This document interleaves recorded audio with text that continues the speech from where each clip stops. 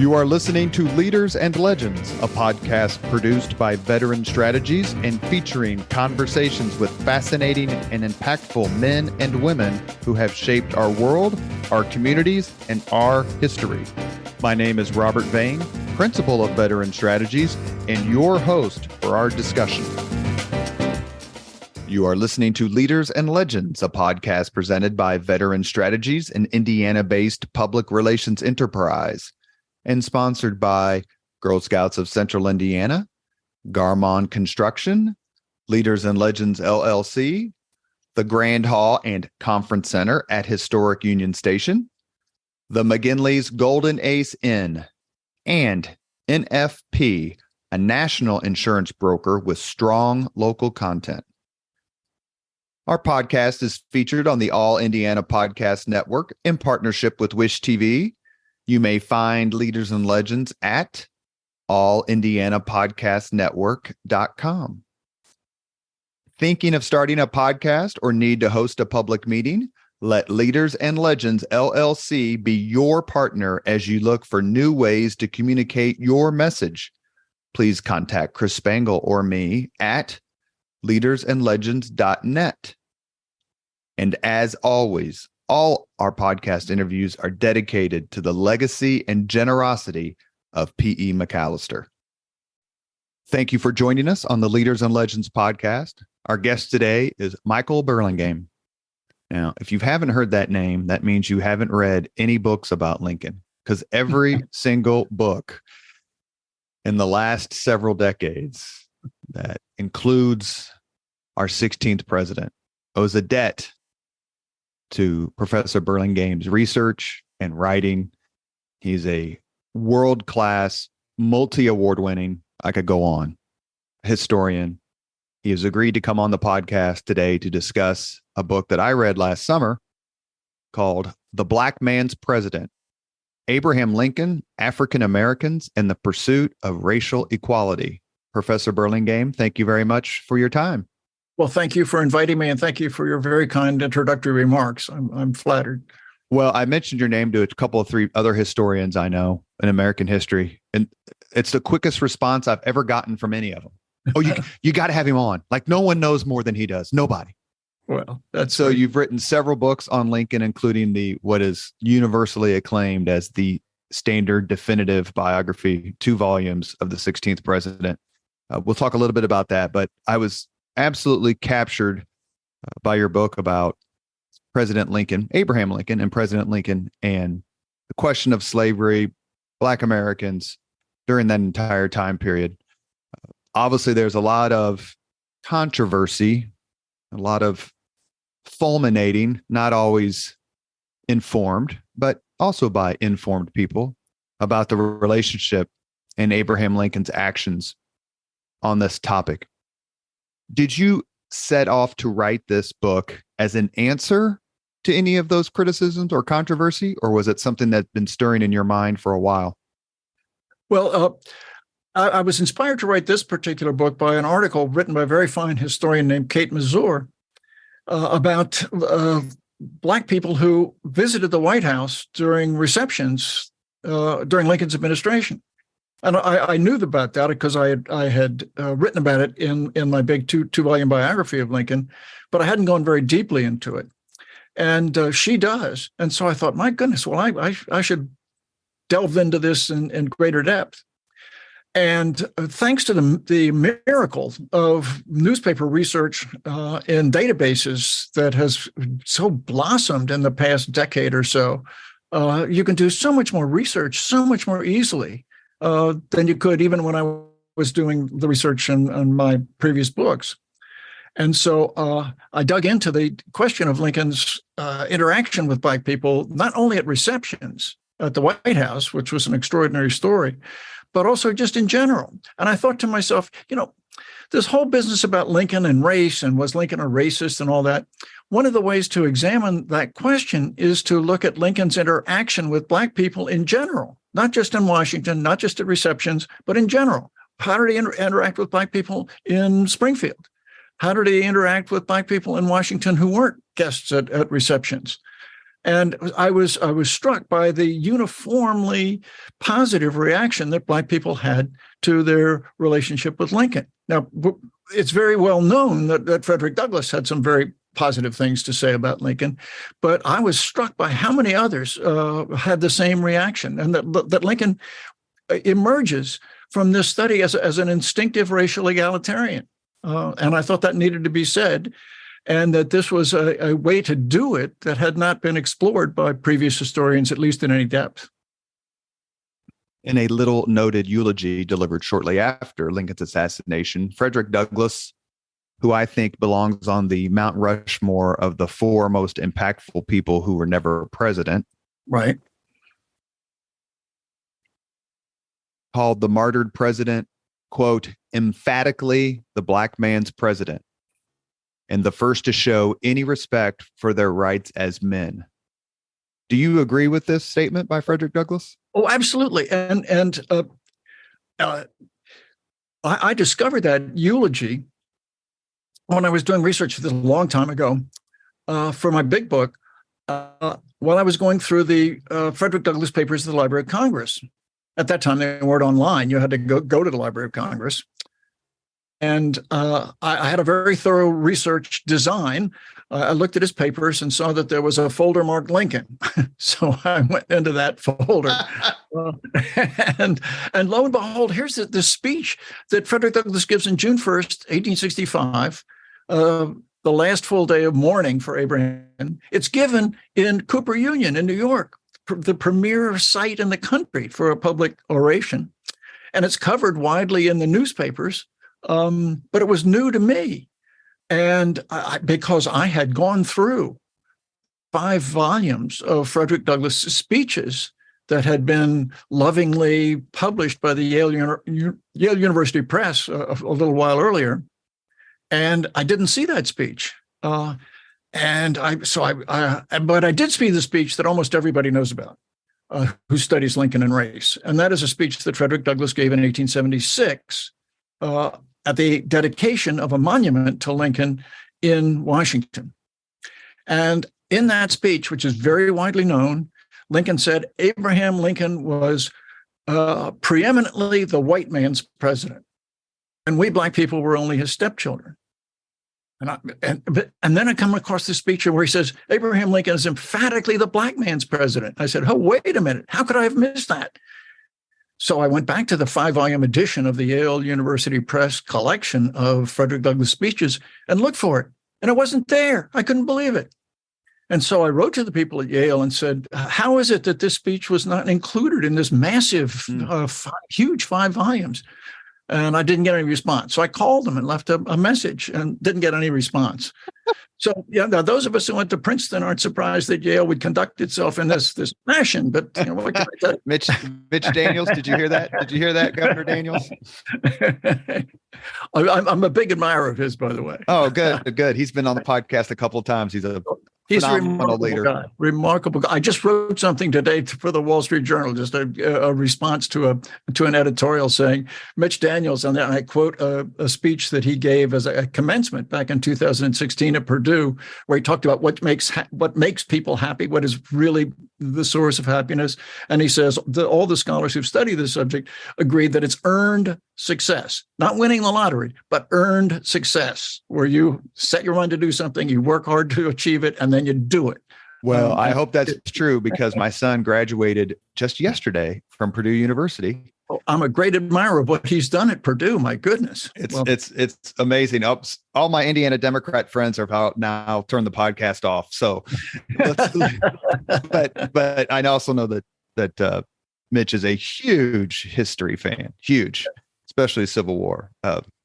So he said he is the Black man's president.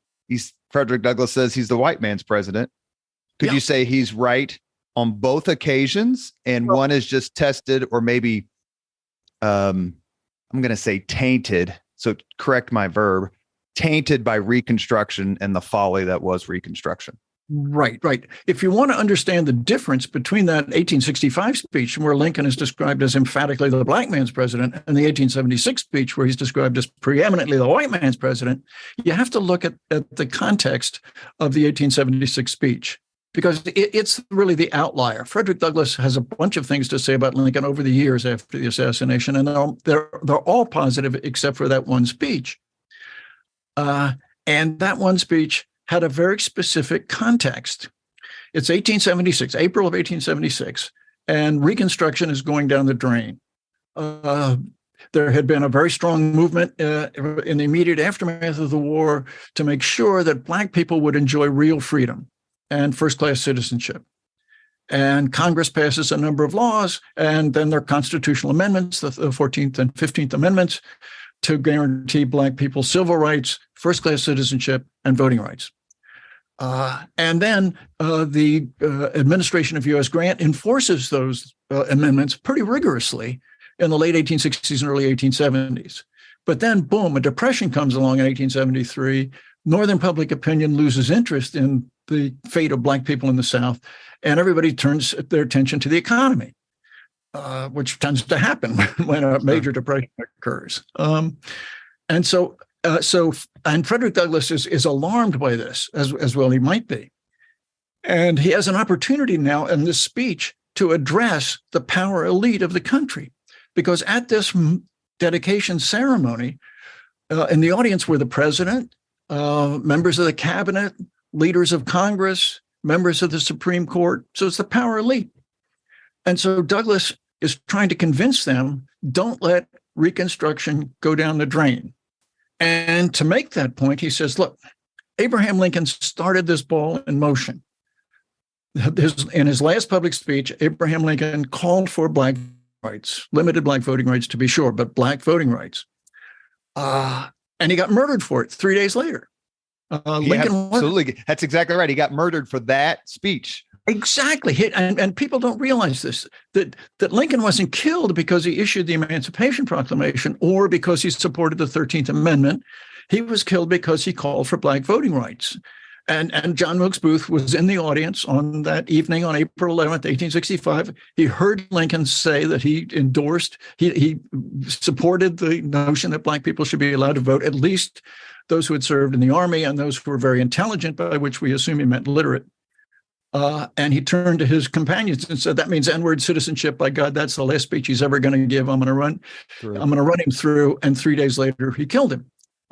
People don't appreciate that. So Lincoln really should be considered a martyr to Black civil rights, voting rights, just as much as Martin Luther King or Medgar Evers or any of those people back in the 1960s who were killed as they championed the civil rights movement of that era. So in any event, so Douglass is saying, and look, Lincoln started this process not because he's some bleeding heart liberal do-gooder. He's a tough-minded supporter of the interests of white people. And he knew that it was in the interest of white people that Black people should have first-class citizenship. So don't let that initiative that he began go down the drain. It's in your interest, and Lincoln understood that, and so honor that. So I think that's the subtext of that speech. But in a sense, did he change his mind? And when I read it, I was like, well, but Lincoln's been dead for 20, however many, 11 years. 11 years, right. 11 years. So I took it as like he was upset at how things had turned, to your point, and was calling on them to stay the course. Right. But it was pretty clear, or am I overstating it, that things were changing dramatically to the detriment of freed slaves and African Americans throughout the country. Absolutely. Things were really good between 1873 and 1876, between the beginning of the Depression and the time of the speech. The enforcement of the amendments of the 14th and 15th Amendments and the legislation that had been passed to enforce them was, in effect, abandoned. And Black people were told, well, we've done as much for you as we can. Good luck. And through the mercy of white terrorists, in effect, in the South. So, and Douglass was saying, don't do that because Lincoln started this, and he was your guy. He really cared about your race, but he realized that our race also needed to be invested with rights if your race was to prosper. So, especially with all those Lincoln men in the audience. Right. Exactly. It was the perfect message. Exactly. Let me ask you a question that's going to be that I'm going to tell you something that I think, and you're going to say it's wrong because it is wrong. Well, we'll so see. I can see that it's wrong. In many ways, the failure of Reconstruction is as murderous a tragedy as the Civil War itself. Well, I wouldn't go that far, but it certainly is a tragedy that the effort to make sure that the Emancipation Proclamation and the 13th Amendment were living realities, not just paper promises, was a noble one. It was begun in earnest. It actually took hold for a while, but then public interest waned, support disappeared, and so you get Jim Crow, segregation, and you have a postponement of our 100 years of serious attempts to make the Emancipation Proclamation and the 13th Amendment's living reality. But Go ahead. There's a very cynical way to look at the Civil War, and it goes like this: that before the Civil War and Reconstruction, Black people in the South were employed as agricultural stoop labor and domestic servants. After the Civil War, after 750,000 men died, after the uproar of 12 years of Reconstruction, then Black people in the South were largely engaged in agricultural stoop labor and domestic service. The only difference between the pre-war period and the post-Reconstruction period is that in the pre-war period, the cabins were close together, and then in the post-Reconstruction period, the cabins were far apart. And the importance of that? That's a very cynical interpretation. But what it overlooks is this: that radical Reconstruction, that is right after the Civil War, the immediate aftermath of the war, with the 14th and 15th Amendments, the radicals insisted upon that being part of a readmission ticket that the former Confederate states had to punch. You had to agree that Black people would have civil rights and voting rights, and that would be a federal right, a constitutional right. And those two things can get passed, and they're incorporated into the Constitution. Now, after the failure of Reconstruction, after 1877, those amendments are in effect mothballed, or to mix the metaphor, they're put on the back burner. Mm-hmm. But they're there, and they're available once the conscience of the country is once again reawakened to the issue of racial justice, which happens in the 1960s. For a number of reasons. Sure. And because of those two amendments being passed back in 1868 and 1870, it was possible then to have the Civil Rights Act of 1964, and the Voting Rights Act of 1965, and then subsequent legislation. And those landmark pieces of legislation couldn't have been added, couldn't have been passed if it hadn't been for those amendments. So Reconstruction laid the foundation. The first Reconstruction laid the foundation for the second Reconstruction of the 1960s in our own time. Before we get to Lincoln's history of slavery, or with slavery, excuse me, before he was president, we always think, I read an article one time and I actually turned it into a speech to give to Civil War roundtables. And that is, we talk about how lucky we were to get Lincoln. Like, when this country has needed a strong president, somehow, some way, we tend to find him at this point. But Lincoln was also, go ahead. No, you go ahead, please. Lincoln was also bookended by, in my view, the two worst presidents of all time. Absolutely. So how did we get so unlucky to get James Buchanan and Andrew Johnson? I know how we got Andrew Johnson, but at the same time, produce Abraham Lincoln. Well, somebody once said, God smiles on drunks, fools in the United States of America. That's my man, Otto von Bismarck. That is correct. Right. And it is striking. And I tell my students, look, it's very unfashionable these days to talk about the great man theory of history. That most historians will poo-poo that and say, the historical change is really based on vast impersonal forces of demographic change and economic change and technological innovation and all that sort of thing. And I say, well, there's a lot of truth in that. But every now and then, an individual person can make a huge difference. And in the United States, in American history, George Washington is a classic example. If it hadn't been for Washington's leadership during the Revolution, it's entirely conceivable that that war would have been lost. And if it weren't for Washington's availability to become the first president, and so that people respected and trusted him, they thought, well, we can trust this new experiment, the Constitution. So the Constitutional Convention gets ratified because people knew that Washington was going to be the first president and they could trust him. But he was the only man with that stature at that time. And then, as first president, he establishes the principles that then solidify the draft that the Constitution represented. And similarly, Lincoln. It's hard to imagine any president leading the North to victory other than Lincoln between the time of Andrew Jackson and the time of Theodore Roosevelt. And we just lucked out. We had a lot of mediocre people in the White House in those days. But then all of a sudden Lincoln comes along. So, and it's similar with Churchill. Just imagine Britain trying to maintain its existence with Chamberlain at the helm. Or Lord Halifax. Or Lord Halifax, exactly. So Lincoln's pre-presidential history with slavery is very interesting to me because he refers back to it so often, as he got older. Please tell the Leaders and Legends podcast audience, and we're here with historian Michael Burlingame. We're discussing his book, The Black Man's President, Abraham Lincoln, African Americans, and the Pursuit of Racial Equality.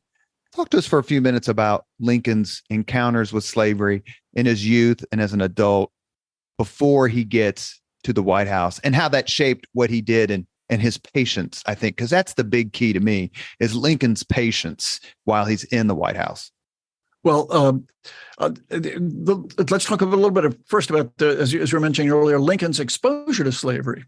On two occasions as a young man, at the age of 19 and then again at the age of 22, he has occasion to visit New Orleans and to spend a lot of time there, taking a flatboat down the Ohio, down the Mississippi, down to New Orleans, then selling juice and hanging out there and then coming back. And while he was in New Orleans, he saw slavery close up. And this happens time and again to Northerners. When Northerners in the antebellum period talk about slavery as an abstraction, well, that's one thing. Maybe we should be concerned about it. But when they actually see it in action, that tends to radicalize them. And Lincoln evidently was radicalized by his experience in seeing slavery and slave auctions in New Orleans. Then he married a woman whose family was a prominent slaveholding family in Kentucky. And so he would spend some time with his in-laws, and he would also see slavery. Then he was a congressman in his late 30s in Washington, D.C. And Washington, D.C. was a major slave trading center. And so you got to see slavery close up in Washington. And all those experiences tended to reinforce the radical impulse that I think originated in New Orleans when he was 19 and again at 22. And then the notion that Black people are not inferior, that I think is driven home, not just, some people say, look, Lincoln in Illinois didn't really know any very impressive Blacks. That were servants and laundresses and cooks and handymen and that sort of thing. It's only when he gets to Washington and he meets people like Frederick Douglass and Sojourner Truth and people like that his opinion of Black people really becomes very positive. Well, I think that is misleading. That Lincoln in Springfield lived in a racially integrated neighborhood. It's just half a block down the street from him. Was a carter, a UPS man, in effect, and who was a conductor on the Underground Railroad. And so Lincoln saw him regularly. He used his facilities, and his bootmaker was also an Underground Railroad conductor. One of the handymen who worked at his house was an Underground Railroad conductor. And these are people he knew who were very self-respecting. And more than that, he had a friend, his barber, who wasn't just a person who cut his hair and shaved his whiskers, but was a real friend. And who was educated, was literate. He played several musical instruments. Lincoln loved to tell stories with him. Used to like to hang out at his barbershop and listen to him to play the violin. So Lincoln's image of Black people was not as people who were step and fetch it, right. Subordinate. Exactly. So Lincoln comes to Washington with a pretty strong image of Black people, and then it gets reinforced by Frederick Douglass and Sojourner Truth and people like that. He wins. We just did a podcast interview with Ed Acorn about the Lincoln Miracle, the Republican convention that was happening in May of 1860. It really is a miracle. There's no way in hell Lincoln should have won that. And you can feel free to disagree, but it's just like one of those things you shake your head and go, how, to your point, how did we get so lucky? How did President Lincoln's views on slavery, let's bifurcate it, between the time he's inaugurated in March of 61, March 4th, until he decides to issue the Emancipation Proclamation, which happens after the Battle of Antietam, which is September 17th, 62, just discussing that time period. Sure. Lincoln seemed to have not been able to do what he wanted to do because his eyes were always on the preservation of the Union, first and foremost. Go ahead. Right. Lincoln, if he had his druthers on March 4th, 1861, he would have issued an Emancipation Proclamation. But he couldn't. I mean, the Constitution, it was almost universally agreed that the federal government couldn't abolish slavery in a state. If a state wanted to do it, fine.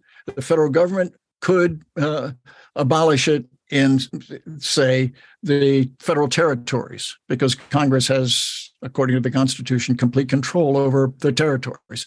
They could abolish it in Washington, D.C., where Congress had plenary power, but not in a state.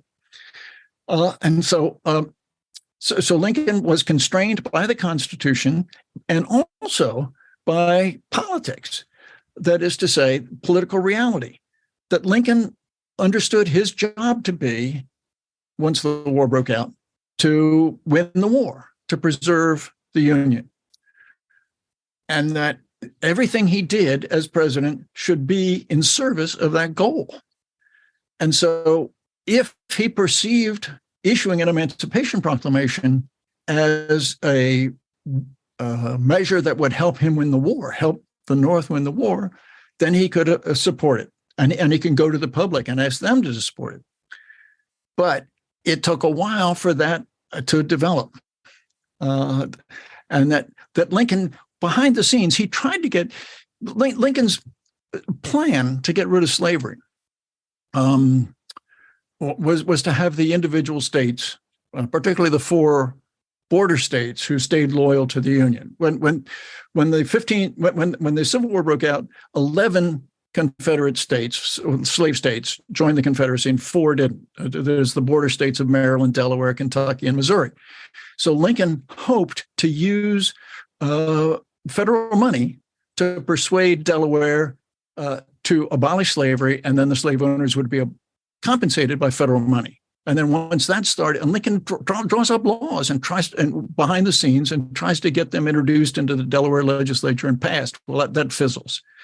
Then he goes public and he says, well, I urge Congress to pass laws that would subsidize the liberation of slaves in any state.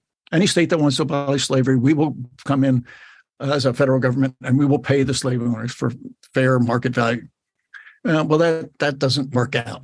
And it's only, and Lincoln begs the border states he calls their congressmen and senators together and says, you've got to see that the war is going to demolish slavery. The mere friction and abrasion of the war is going to lead to the abolition of slavery, and take advantage of this offer. You at least get compensated. You get some money.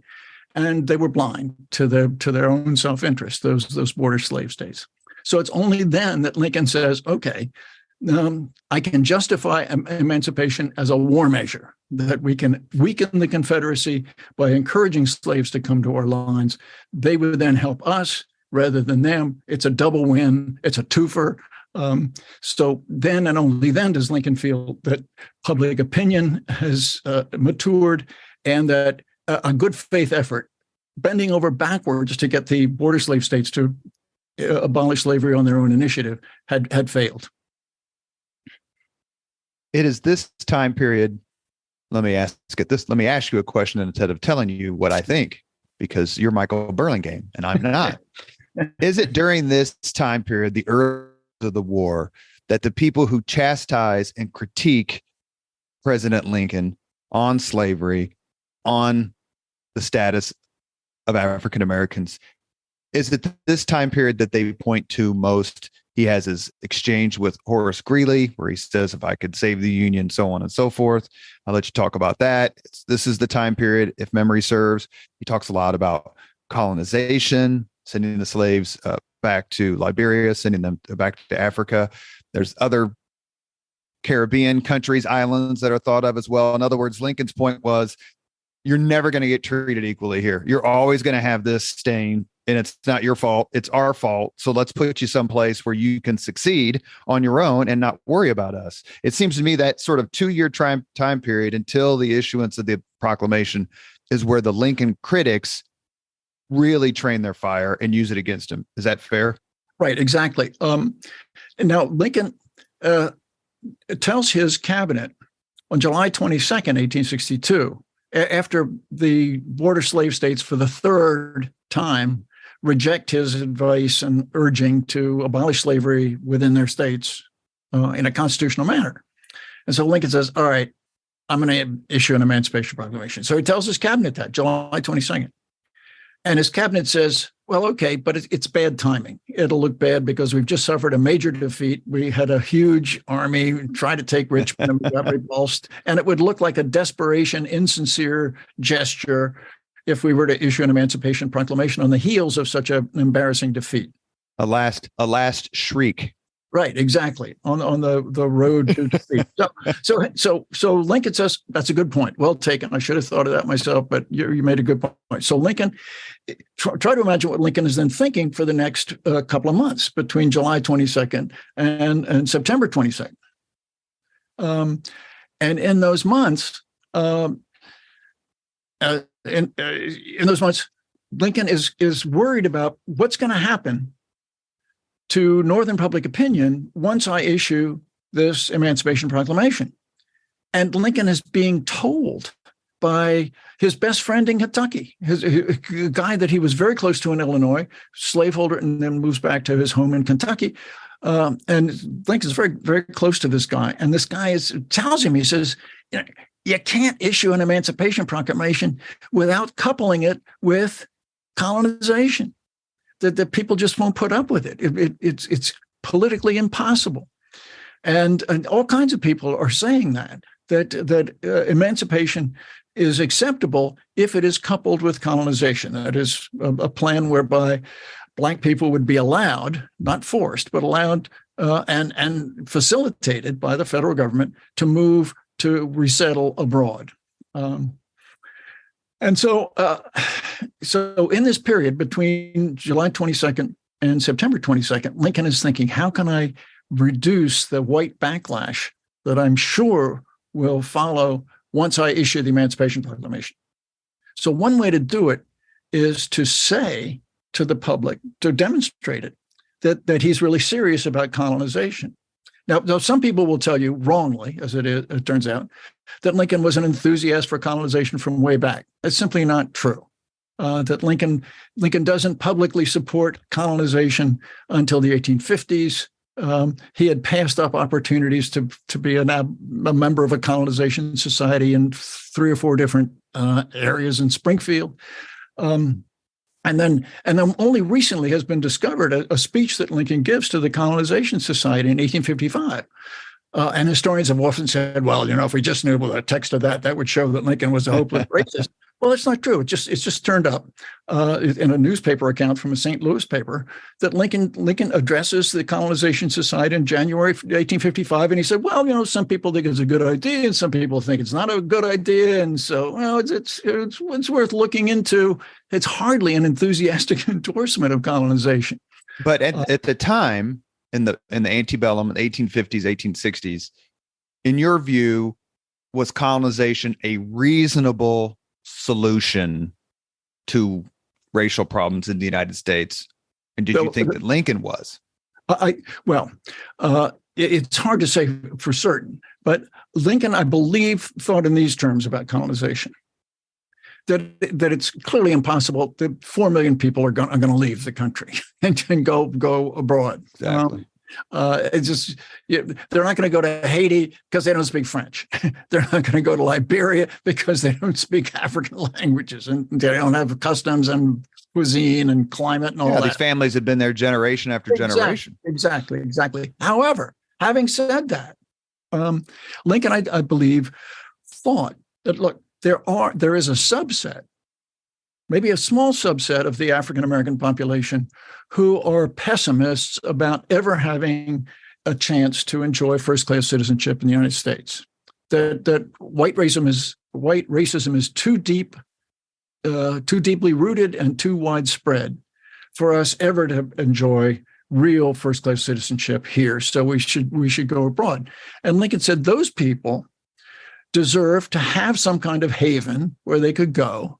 And it's something that the federal government should facilitate by providing transportation, by providing help to establish oneself in this new area, and that colonization was therefore justified for, and he doesn't say this flat out, but I'm pretty sure this is how he thought, is justified for that small subset. And there were a lot of Republicans who felt that way too. They didn't believe, there's a tendency to think that, colonization is just ethnic cleansing. It's just a way. And for some people who supported colonization were ethnic cleansers, but not Lincoln and not other Republicans who shared that view that there was a minority who deserved to have some kind of support by the government so that they could find first-class citizenship and a haven overseas, even though most Black Americans were not going to follow that route. In this time period, let's just stick kind of the 1840s, 50s up into the war. Sure. What was Frederick Douglass doing? How did he make his name throughout the country as an orator and as a thinker and someone who to me has the most powerful voice in terms of give us Black folks a chance and we'll show you? Well, Frederick Douglass was a remarkable speaker, very powerful orator, and who described his own experiences as a slave, and spoke all around the country, and was a very effective spokesman for the anti-slavery cause. Then he writes an autobiography, a narrative of his experiences as a slave, and that turns out to be a huge bestseller, very widespread, and people are really impressed by this. But Douglass has to flee the country because it rendered him eligible for capture under the fugitive slave laws of the time. And then people purchase his freedom, and he comes back, and his powerful personality, his powerful oratory, and then he's a very gifted writer as well as speaker. And so he writes not only his autobiography, and then another version of the autobiography in the mid 1850s, and then another one later on. But also he runs a newspaper. He edits a newspaper in which he gives voice not just to his own opinion, but also to those of Black people and also white abolitionists who sympathize with the cause of the anti-slavery movement. So his power as a thinker, as an orator, and as a writer was such that he to become a spokesman for African Americans at that period. You are listening to Leaders and Legends, a podcast presented by Veteran Strategies, an Indiana-based public relations enterprise, and sponsored by Garmon Construction, Leaders and Legends LLC, the Grand Hall and Conference Center at Historic Union Station, the McGinley's Golden Ace Inn, and NF NIP, a national insurance broker with strong local content. Our guest is preeminent Lincoln historian, Professor Michael Burlingame. We are discussing his book, The Black Man's President, Abraham Lincoln, African Americans, and the Pursuit of Racial Equality. Before Lincoln becomes president, does he have any relation, any friendship at all with Frederick Douglass? And during his time as president, what was their relationship like? Because it certainly didn't come off as all wine and roses. Exactly. Lincoln and Frederick Douglass meet for the first time in 1862. I'm sorry, 1863. But the first time that Douglass mentions Lincoln in his newspaper is in 1858, when Lincoln is running against Stephen A. Douglas for the senatorship from Illinois. And Lincoln is giving very powerful anti-slavery speeches, and Douglass has some very positive things to say about Lincoln based on those speeches, which were these were the speeches in the debates, which were widely covered in newspapers around the country. Then when Lincoln becomes president, Douglass is disappointed by Lincoln's failure to make the abolition of slavery a top priority for reasons that we mentioned earlier. There were constitutional constraints and political constraints. And Lincoln believed that if he prematurely issued an Emancipation Proclamation, it would ruin the chances for the North to win the war. And unless the North wins the war, the Emancipation Proclamation isn't going to make a bit of difference. So first things first. Then Lincoln and Douglass meet for the first time in 1863. Lincoln has issued the Emancipation Proclamation, and Douglass had been critical of him in 1861, 1862, and he was particularly critical of him in 1862, when Lincoln invites a delegation of Black leaders from Washington, D.C. to come to the White House. It's the first president to have Black people come to the White House to consult on public affairs. So these 5 gentlemen come, and Lincoln brings with him, has come with them, a stenographic reporter. And Lincoln then gives a lecture to these gentlemen, urging them to become pioneers to establish a colony in Panama, where Blacks who despaired of ever achieving first-class citizenship in the U.S. could go, to be a haven where they could enjoy first-class citizenship, which they never would in the U.S. But Lincoln's tone is somewhat condescending. And Douglass goes bananas and denounces Lincoln as the most, he's a hopeless racist. He's a hopeless supporter of slavery.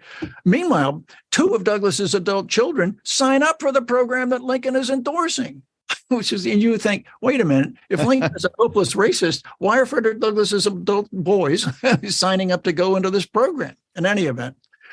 So in 1863, things are changed. Lincoln has issued the Emancipation Proclamation. He has started to recruit Black soldiers authorize the recruitment of Black soldiers into the Union Army. And Douglass wants to speak to Lincoln because he's a recruiter. He's urging Black people to join the Army, but he's upset because Black recruits are getting second-class treatment. They have less pay. They can't become officers. They always have to serve under white officers. And they run the risk of being executed if they're captured by the Confederates, or at least re-enslaved or enslaved. So he comes to the White House to ask Lincoln to issue an order of retaliation, which actually Lincoln had recently done, and also to treat Black people, to make sure that they were better treated in the Army.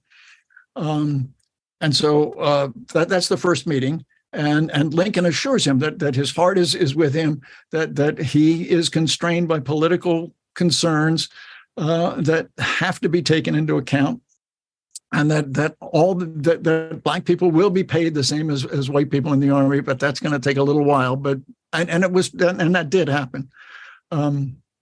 So Douglass is favorably impressed, but not overwhelmingly. Then the second time that Lincoln and Douglass get together is in 1864, and this is a really interesting story. It takes place in August of 1864, at a time when the Union armies are stalled. Grant has failed to take Richmond. He's bogged down at Petersburg. Sherman has failed to take Atlanta. The Red River campaign is a fizzle. And the Northern public opinion is turning against the administration.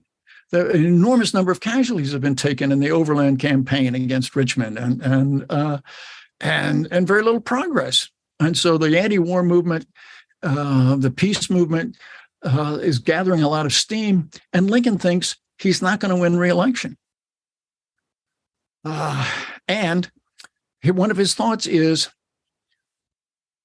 if a Democrat wins, which seems likely, the war is going to be ended.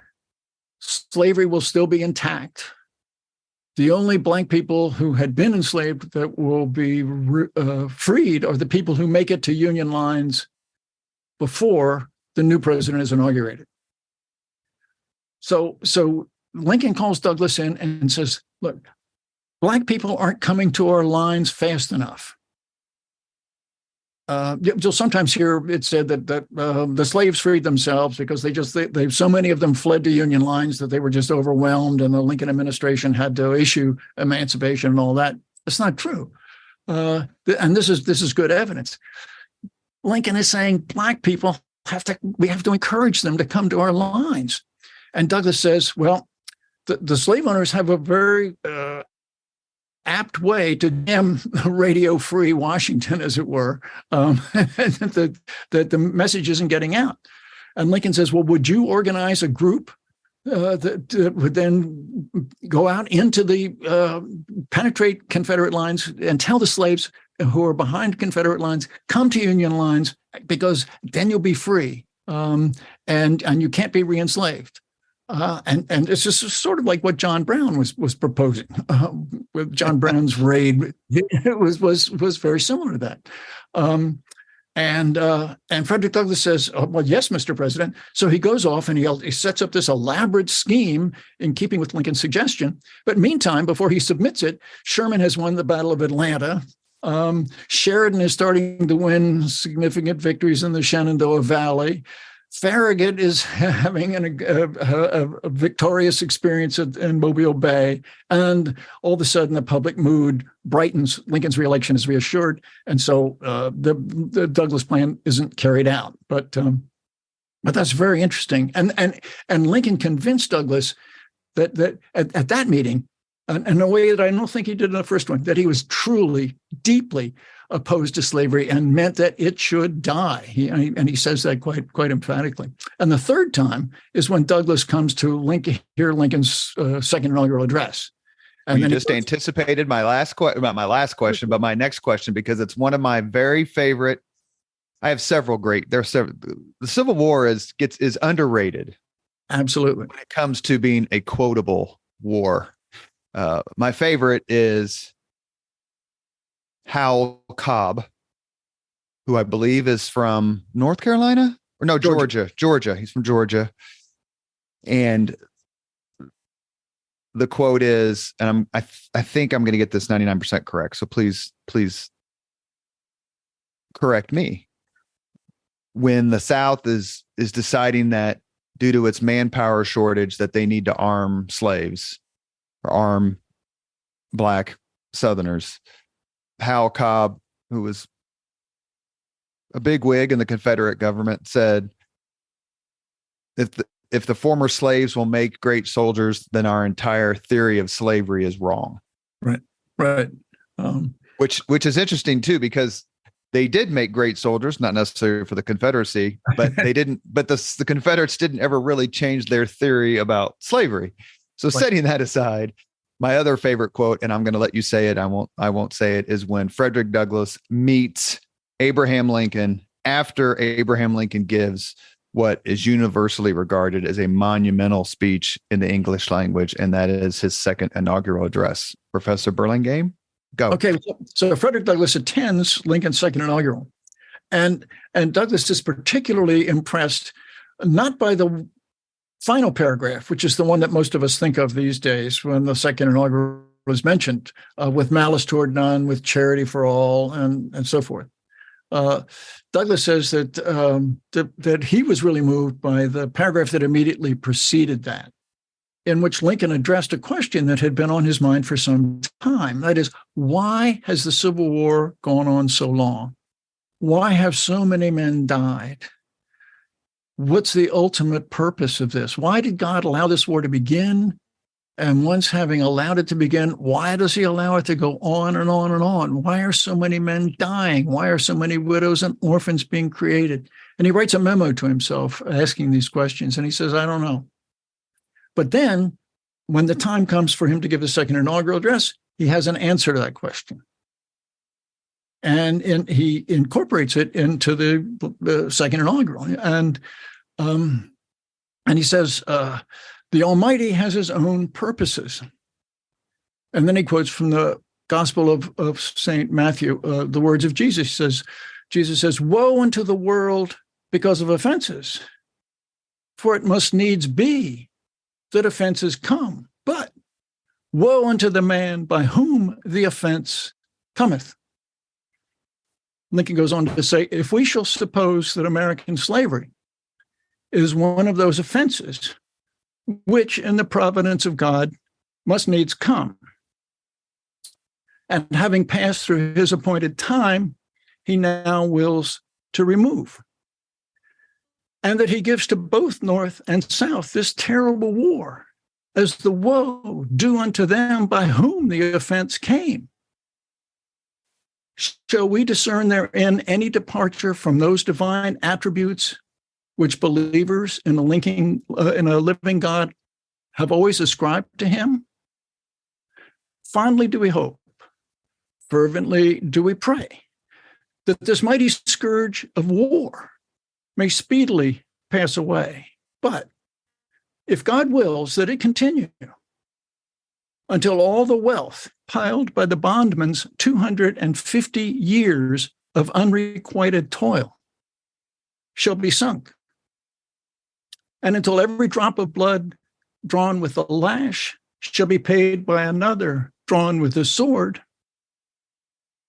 as was said 3,000 years ago, so still it must be said, the judgments of the Lord are true and righteous altogether.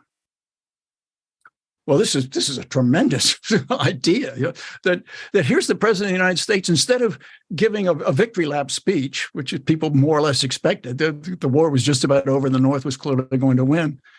But instead, Lincoln gives this speech in which he's trying to say, let's not be too self-righteous, and let's not be vindictive and punitive and all that. And he's saying that white people are paying for the sin of having enslaved Black people. And an amount of white property will be destroyed, equal in value to all the back wages of 250 years. So Lincoln thinks of the United States going back to 1619, not 1776, but 1619. And that all the back wages that have been denied to those slaves has to be matched by an equal amount of destruction of white property, until all the blood that has been shed by the overseers and the owners from the slaves then has to be compensated by an equal number of amount of blood shed by white soldiers. Well, and Lincoln says, we can't be sure that that's the case. But if it is, then the judgments of the Lord are true and righteous altogether. Well, Douglas was blown away by this, as are most people, once you stop to think about that. One of the things that I enjoy most in going to Washington is going to the Lincoln Memorial. And as you probably know, when you stand in front of that magnificent statue, on the left, you see the left wall, you see the text of the Gettysburg Address, and on the right wall, you see the text of the second inaugural. And what I find particularly touching is that parents with young children read the second inaugural. Now, that paragraph is pretty tough syntactically. Sure. But what children are being taught is that this is really important. This is something we honor, and this is a part of our tradition that we can be proud of. And I find that very, very moving. Well, and so did, of course, Frederick Douglass. So he goes to the White House. He wants to congratulate Lincoln. He's denied admission because he's Black. That's the part of the story you just Right. you cringe. Right. And even though there were 4 occasions earlier when Blacks were admitted to White House receptions, but it wasn't not all the police had gotten the memo. Exactly. So Frederick Douglass is stopped. And so Frederick Douglass is a congressman, passed by. He says, he knows him. He said, would you please tell the president that I'm being detained, not admitted? And within a minute or two, the word comes down, admit Frederick Douglass. And so Douglass goes in to the reception area. And there's a great long line, and Lincoln is shaking hands. And so, well, no, there's my friend Douglass. Douglass, there's no man in the country whose opinion I value more than yours. What did you think of my speech? And Douglass says, Mr. President, I can't jump the line. Got all these people. No. I really want to hear what you have to say. And I often wonder, well, what was Douglass supposed to say, right? He said, well, Mr. President, I thought that the use of the biblical image was a little inappropriate, and that the syntax was a little garbled. He actually chooses a very apropos term. He does. It was a sacred effort, Mr. President. And I wonder how Lincoln better than anybody who's alive today, who could possibly come on this podcast. What would Lincoln's reaction to that have been? He clearly esteemed Douglass as a man, as an intellect, as a thinker, as a writer, as a speaker. Right. So, it's kind of like you being called smart by Mitch Daniels. Like, how would that make you feel? Well, it's Lincoln said once, apropos of Frederick Douglass, that he admires him because he, like Lincoln himself, had really started off at the bottom of his social and cultural milieu and had raised himself up to be a successful spokesman for his people. And that Frederick Douglass is therefore to be considered one of the most meritorious men in the country. So, pretty strong language. As we all know, a few days later, on April 14th, Abraham Lincoln is shot. He dies the next day. It's, I think, 7:22. Is that right? That's correct. Because and the reason that I know that, well, besides just reading like an idiot all the time, but is it true that clocks and furniture houses and those places always set the clock to 7:22 when it was in the store? A lot of them did in those days. Yeah. What was Frederick Douglass's reaction to Lincoln's assassination? He was deeply upset, needless to say. And nothing illustrates that more than what we talked about earlier this afternoon, and that is when Douglass delivers a eulogy on Lincoln. Emphatically, the black man's president, the first to rise above the prejudices of his time and his country, the first to acknowledge that black men had rights which white men were bound to respect. And it was a stunning tribute to Lincoln. And it's just astounding that speech is hardly known. Although a book has just come out in the past few months, a collection of writings by Black Americans starting in the pre-war period and then going right up to the 1960s. So Black people writing about Lincoln. And finally, in this collection of writings by Black people about Abraham Lincoln, you get that 1876 speech, 1865 speech, emphatically the black man's president, but also a December 1865 speech in which Frederick Douglass, which is also omitted by the Yale people, and Frederick Douglass says in this speech, when Lincoln gave his final speech, which of course he didn't know was going to be his final speech on April 11th, 1865, I was there and I heard him for the first time call for Black voting rights. But I was disappointed, as were a lot of my abolitionist friends, because of the limited scope of his endorsement. It only applied to veterans of the Union Army and to the very intelligent, by which we assume he meant the literate.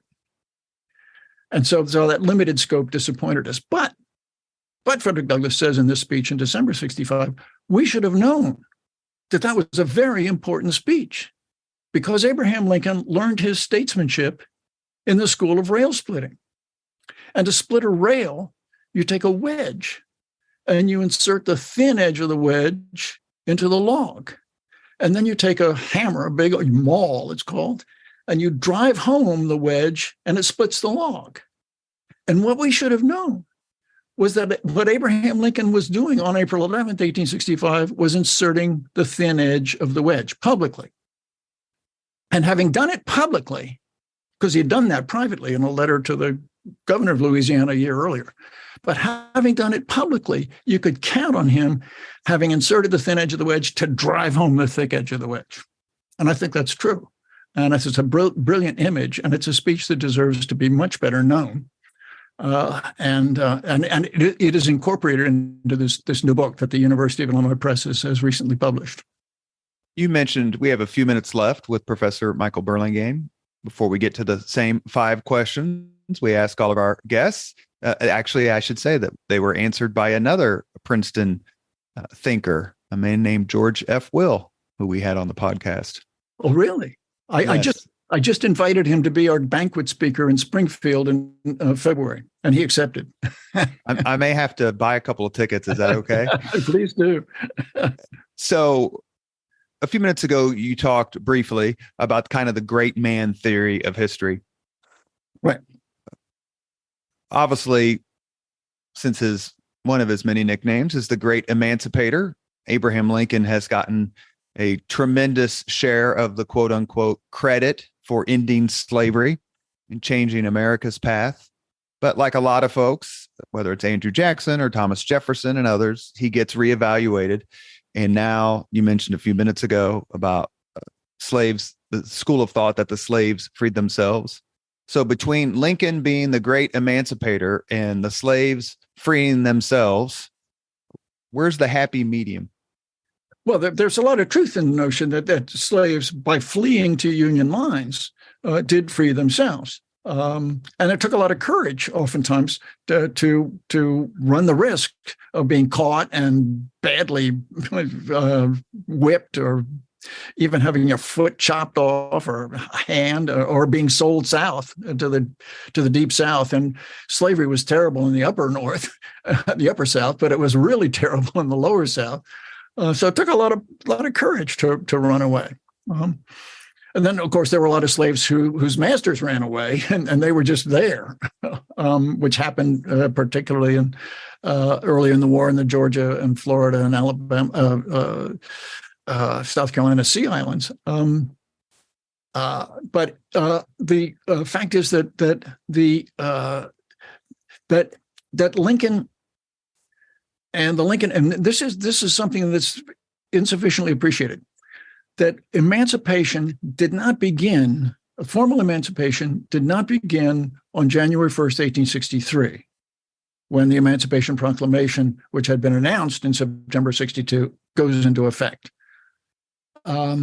Emancipation really begins, federal emancipation begins significantly on August 8th, 1861, because the Lincoln administration, Lincoln had approved 2 days earlier a statute that had been passed by Congress known as the First Confiscation Act. And the First Confiscation Act said that slaves running away to Union lines who had been employed in a military capacity or a military support capacity by the Confederates shall be admitted and not returned, that the Fugitive Slave Act will not be enforced in those cases. But it only applied to a very small subset of slaves, that is, those who were being employed by Confederates to dig ditches or build fortifications or to serve as body servants to Confederate officers, or obviously in support roles for the military. When the Lincoln administration issued orders to the officers in the field about how to implement this, they said, in essence, admit any slave who comes. Because how are we going to prove whether they were? All they have to do is say, yeah, right. I dug ditches, or what are you supposed to say? You've got a video, you've got a witness. But it's perfectly reasonable to think that that's exactly what they did. Well, and so the Lincoln administration, by very broadly interpreting the ways in which this should be interpreted, let any slave who comes whether he says that he's been employed as a quasi-military asset for the Confederacy, and admit him. And if he brings a wife and children, admit them too. And so tens and tens of thousands of slaves are freed by the Lincoln administration and its very generous, broad interpretation of the way in which the First Confiscation Act should be implemented. And that has been that very important point was made by a very fine historian, James Oakes, in a very important book called Freedom National that came out a few years ago. So, I don't want to get too. So Lincoln was the great emancipator, even as early as well before the Emancipation Proclamation. Without getting into the Confederate war generals and all that, Robert E. Lee and all that stuff, there was at least one occasion where a statue of Lincoln was moved, and that is the statue of the terrible. Yeah. That's the last question I want to ask you about this topic before we get to the 5 questions. I thought it was that most of what's being done with regard to Confederate names and such is on point to a large degree. My big beef, and if I had gotten my PhD in Civil War history, what I wanted to write about was that after Lincoln won the second time, there was no chance in hell that the Confederates were going to win, and they should have surrendered then. Absolutely. And that everything after that is more murder than war. There's less honor than there was before, whatever argument you want to make. So putting that aside, the statue where it had the freed slaves at Lincoln's feet, which I believe was paid for by Black businessmen and such 150 years ago, 100 and however many years ago. Is it in Boston? Was it? Where was it? I can't remember. The statue is in Washington, D.C. A copy of it was in Boston. This is the statue that was dedicated with Frederick Douglass as the main speaker back in 1876. And it was built by a white sculptor, but it was Black people contributing money. Some of them just and lots of them were former soldiers in the Union Army. And it shows Lincoln holding up the Emancipation Proclamation, and it shows a slave who sometimes interpreted as kneeling before Lincoln. That's not true. If you look at the statue, what he's doing, he's rising. He's broken the shackles, and the Emancipation Proclamation has something to do with that, but also his own effort has something to do with that. So he's rising, but that's been interpreted as insufficiently politically correct. And then the folks in Boston, the authorities said, "Oh well, this is hopeless misinterpretation of history, and so we're gonna put this statue in cold storage." And there's been an attempt to get the one in Washington removed, but that hasn't gone through. And what does Michael Burlingame think about that? Does it a matter of? Go ahead. It's a terrible idea. Now, it's been suggested that in that park in Washington, where that statue is located, a statue of Lincoln and Frederick Douglass say together, or a standing slave. Well, that'd be fine too. And Frederick Douglass. That's right. That's exactly right. More, not less. More. Right. Exactly.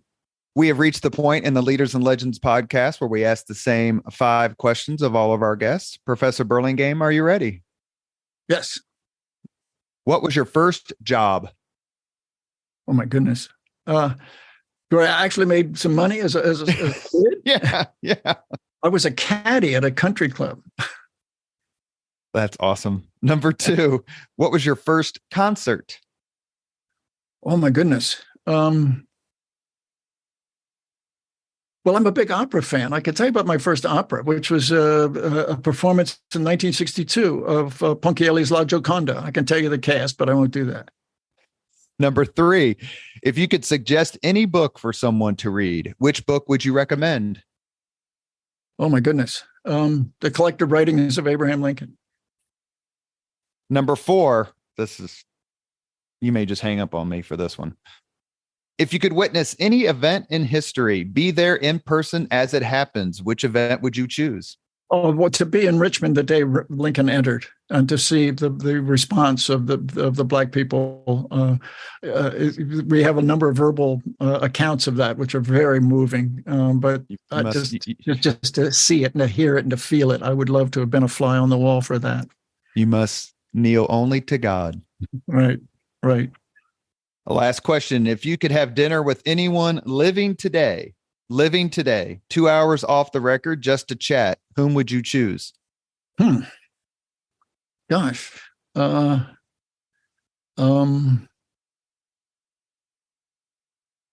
somebody with a really broad range of interests who writes about a number of interesting subjects and thinks about them. And sounds like George F. Will. That's exactly. You took the words right out of my mouth. You have been listening to Leaders and Legends, a podcast presented by Veteran Strategies, an Indiana-based public relations enterprise, and sponsored by Garmon Construction, Leaders and Legends LLC, the Grand Hall and Conference Center at historic Union Station, the McGinley's Golden Ace Inn, and NFP, a national insurance broker with strong local content.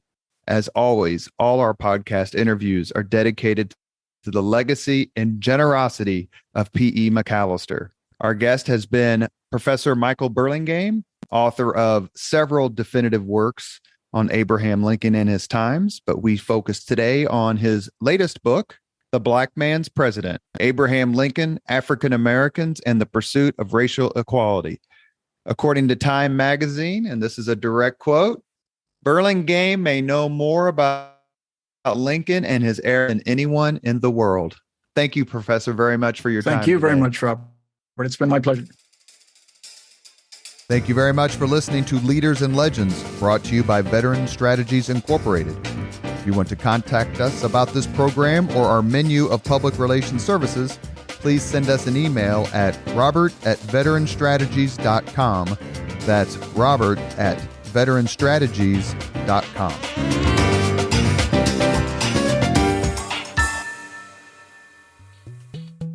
This podcast was produced and edited by Chris Spangle and Leaders and Legends LLC. If you're interested in starting a podcast or taking yours to the next level, please contact us at leadersandlegends.net.